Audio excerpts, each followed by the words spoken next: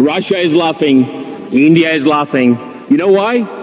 Because of your eco madness, because of your eco god. India's Prime Minister Modi and Chinese President Xi Jinping expected to hold bilateral talks on the sidelines of the Shanghai Cooperation Organization summit that kicks off this weekend.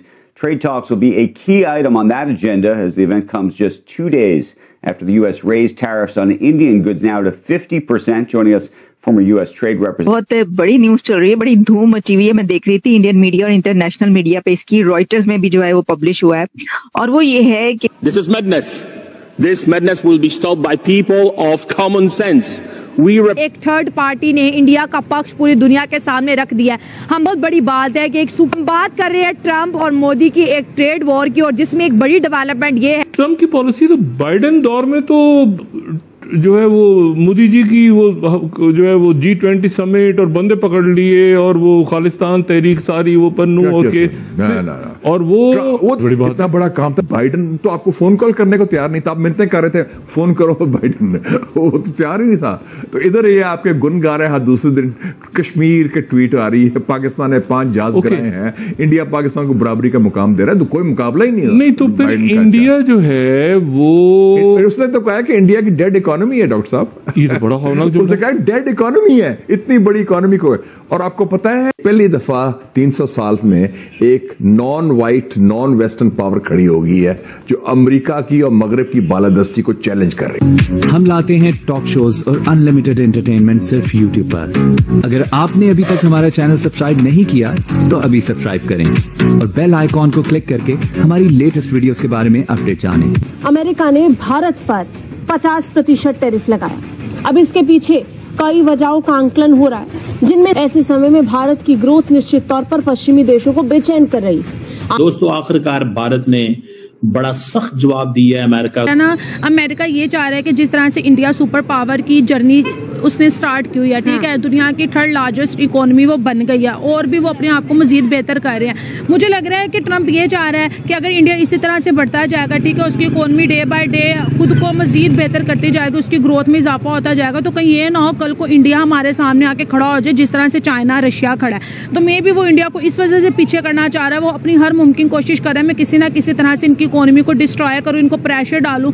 मैं ये कहूँगी कि जितने जब country पे pressure आता है ना, तो जो उनके लीडर ने आगे अपनी कंट्री के लिए सोचा होता है वो सब कुछ तहस नहस हो जाता है, वो उसी चीज़ में अटक के रह जाए। जिस तरह से टैरिफ की बात आ गई, अब देखो हमें लगता है कि इंडियंस लोगों के लिए ये इतनी बड़ी बात नहीं, उन्होंने प्रिपेयर किया, ठीक है, हर चीज़ से उन्होंने प्रिपेयर, लेकिन फिर भी एक टेंशन वाली बात तो है ना।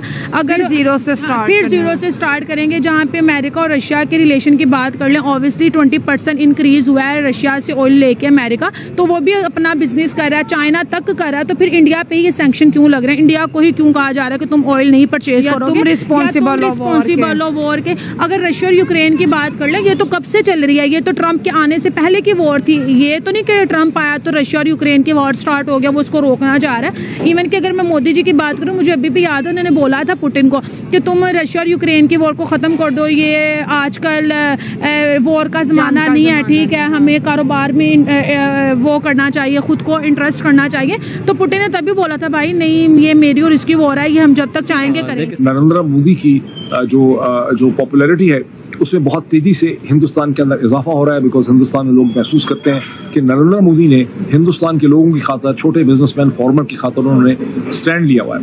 तहत के कोई ऐसा इकोनॉमिक उनको लॉस हो जिसकी इम्प्लीकेशन नरेंद्र मोदी पे हो, अभी उन्हें कोई इस सूरत हाल से नुकसान पहुंचते हुए नजर जो है वो नहीं आ रहा।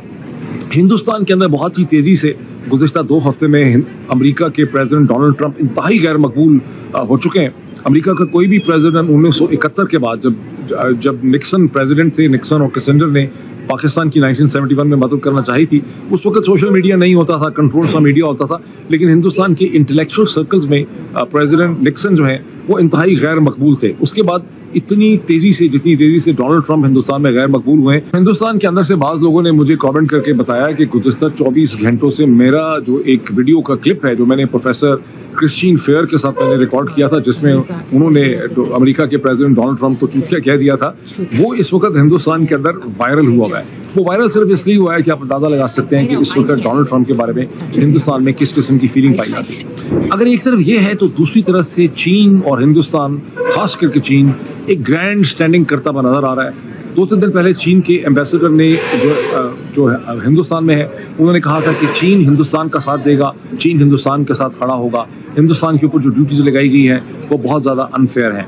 अब ऐसी खबरें आ रही हैं कि चीन के अंदर बहुत ज़्यादा एक बड़े सेरेमोनियल तरीके से, बहुत बड़े तरीके से एक ऑप्टिक्स शेप होंगे, जहां पर पहली दफ़ा रूस के सदर व्लादिमीर पुतिन और हिंदुस्तान के प्राइम मिनिस्टर नरेंद्र मोदी इकट्ठे जो हैं अब वो चीन पे पहुंचेंगे। वो कि मुलाकातें इनकी होती रही हैं, आखिरी मुलाकात 1 बरस पहले रूसी के शहर काजान के अंदर हुई थी, लेकिन इस दफ़ा जो है ये इकट्ठे पहुंचेंगे। 7 बरस के बाद नरेंद्र मोदी वहां पे पहुंच रहे हैं और प्रेसिडेंट शी जो है is looking forward to that कि उनका वेलकम करेंगे। अब अच्छा, अगर एक तरफ ये है और मतलब ये जाहिर है कि एक ऐसे मौके पे ये सारी बौनहुमी हो रही है जब अमेरिका के साथ ताल्लुकात में कशीदी है, लेकिन हिंदुस्तान के लेफ्ट ऑफ द सेंटर अखबार दी हिंदू के अंदर चीन से और हिंदुस्तान से एक एनालिसिस लिखा गया है और वो एनालिसिस आपको स्क्रीन पे दिखाने की कोशिश करता हूँ। वो एनालिसिस ये कहता है कि इसमें कोई शक नहीं है कि एक ऑप्टिक्स पॉजिटिव शेप हो रहे हैं, लेकिन चीन और हिंदुस्तान के दरमियान में इस किस्म के मसाइल और कॉम्प्लेक्सिटीज और पेचीदगियाँ हैं, कोई बहुत ज्यादा बेखूब हो नहीं सकता। अब बुरे दिन आ गए हैं। बुरे दिन में ये टैरिफ का मतलब ये है कि अब अमेरिका जब इंडिया पर टैरिफ लगाता है तो वो बेसिकली बेरोजगारी एक्सपोर्ट कर रहे हैं। जो बेरोजगारी और जो उसकी मैन्युफैक्चरिंग का बेड़ा गर्क हुआ मुनाफों की तलाश में, वहां से इंडस्ट्री उठा के इंडिया ले गए, उठा के चाइना ले गए। आप उन्हें पता चला हमारे ऊपर तो 33, 35, 36 ट्रिलियन डॉलर का कर्जा हो गया, तो अब इसको ठीक कैसे करें। तो ये वो ठीक करने की कोशिश कर रहे हैं और वो ये समझते हैं कि उनको जो फेडरल रिजर्व है, जो जेरम पावल है, जो बड़ा पावरफुल आदमी है, जिसका नाम ज्यादा आप नहीं सुनते, लेकिन बेसिकली जो मैशत के हवाले से दुनिया का पावरफुल तरीन आदमी है, वो जेरम पावल ही है, जिसे ये निकाल नहीं सकते। लिहाजा नीचे से इन्होंने हमला फरमाया है। सो ही इज काइंड ऑफ, जैसे अंग्रेजी में कहते हैं ना, the elephant in the room वाला मामला है ट्रंप साहब का। तो ये अब जंग मियां साहब तेज हो रही है और डॉलर के हवाले से भी हमने सुना, फिलहाल तो खबरें ये आ रही हैं कि इतनी जल्दी डॉलर नीचे नहीं जाएगा, इसको रिप्लेस अभी शायद ब्रिक्स ना कर सके, अभी कुछ टाइम 8-10 साल लगेंगे मे बी। लेकिन एक बात तय है कि एक अंदर का जो बुरान है और जो मैशियत का बुरान है, उसमें जो अमेरिकन रूलिंग क्लास है उसके दो धड़े। We have spent the better part of the past several decades trying to keep India from being China's best friend. Given where we are in this tariff war, I imagine that they may be closer than farther apart after this meeting. Well, I think you're right, Andrew. I mean, since really the Clinton administration, we have really changed the nature of the relationship between U.S. and India. And recent actions on tariffs have very much struck India by surprise to be among the highest tariffed countries in the world. India has always tried to play, all sides if they could. They're close to Russia and Iran. They're close to the U.S. They have a tenuous relationship with China. They're very worried on the economic front that all that excess capacity from China, if they get closed out of the U.S. and closed out of the European markets, may come and get dumped in India. And of course, they have a whole history of border disputes, military disputes in the Himalayas, among other issues.